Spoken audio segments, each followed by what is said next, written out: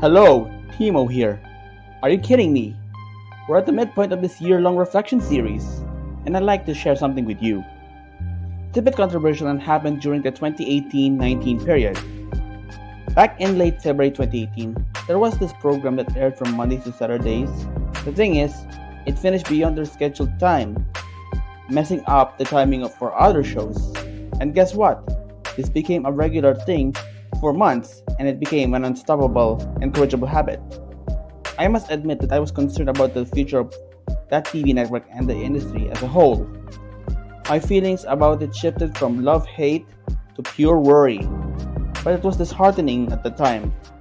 And as a powerless viewer, I realized that nothing is compelling and ended up only tuning in to linear free-to-air TV to watch a cheer dance competition on their sports channel.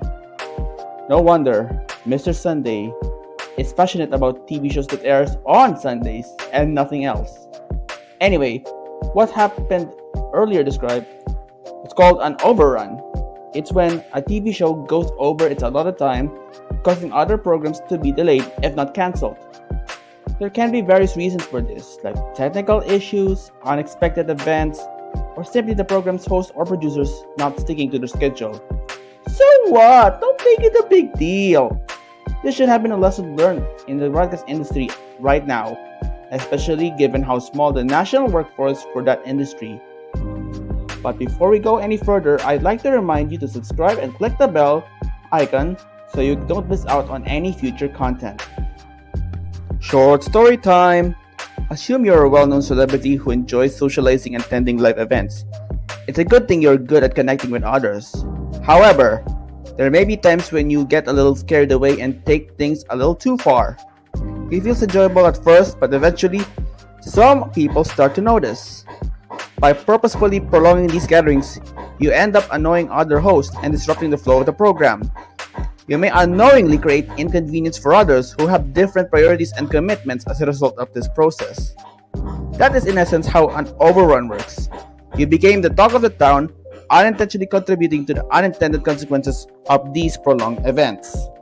Okay, I understand that in some cases such as sports events, special entertainment shows, or important political events such as the incoming State of the Nation address or SONA, we can make exceptions for overruns.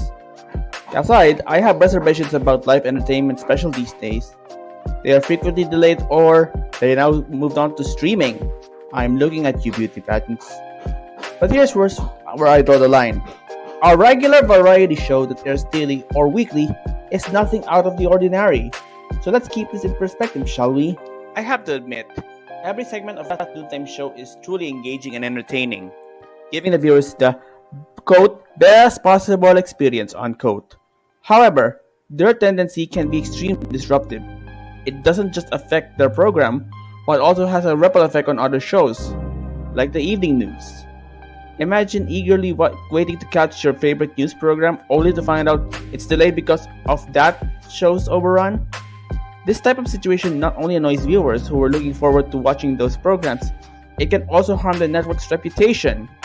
A network must maintain a good track of record while also respecting the viewer's time. As a result of that incident, the rival network's weekday afternoon variety show had to extend its runtime to compensate the minutes lost due to their overrun. This was done to ensure that the early evening newscast would begin at the same time. It's a prime example of how the actions of one network can have a cascading effect on the entire schedule of the others. We can investigate the moral implications of program aberrance with the help of Google's ChatGPT Bard. Here are a few key points to think about. Disrespect for other viewers, especially those who are fans of afternoon teleseries at the time.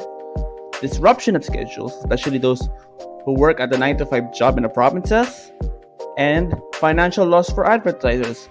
Gain more on the responsible show while others suffer. It's no surprise that detractors, particularly those who advocated for the network's closure or criticism of the practice, saw this as a reflection of the company's, quote, relentless greed, unquote. In the early stages of the COVID-19 pandemic, strict lockdown measures temporarily halted program overruns. The hosts of the affected show were forced to stay at home, which happened a few weeks before their home network lost its free-to-air broadcast license. Despite transitioning into a content creation company serving other channels, including former rivals and their oppressors, this former TV behemoth returned with their toxic habit without remorse or apology for the inconvenience caused, although I can tolerate up to 5 minutes. The surviving TV giants, the new big two, GMA and TV5, have learned valuable lessons from this petty situation. Since 2020, GMA has remained unaffected and committed to self-discipline. But now, their sister channel GTV is hosting that problematic noontime show since last Saturday. Well, good luck with that, especially when NCAA is coming. The former carrier, TV5, has become strict with timing, prioritizing punctuality for their specific audience, particularly PBA fans. They don't want their first game to go into overtime. That would have compounded further. Overruns are unavoidable but necessary depending on the circumstances, but they should be limited as much as possible. However, I doubt that an entity will ever learn. Thank you for listening to my reflection of the first 10 years series. Please don't forget to like, share, and subscribe. We'll see you next time.